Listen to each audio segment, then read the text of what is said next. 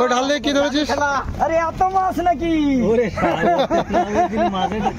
এই দেখো এই দেখো আরো আছে চিংড়ি। চিংড়ি ঢালিস না এর ভেতরে, চিংড়ি ঢালিস না। এই দাও কালী বসটা মাল কি অবস্থায়। কত 12-13 কিলোর উপরে হবে না? 15 কিলো লাগবে হয়ে যাবে। আরে উঠে নিয়ে আসতেছে না। আরে ভার আমি জানি ওই ব্যাগের কটা দিই 15 কিলো। মাছে বিশাল ওজন আছে। बकरा का तोस्ता और बकरा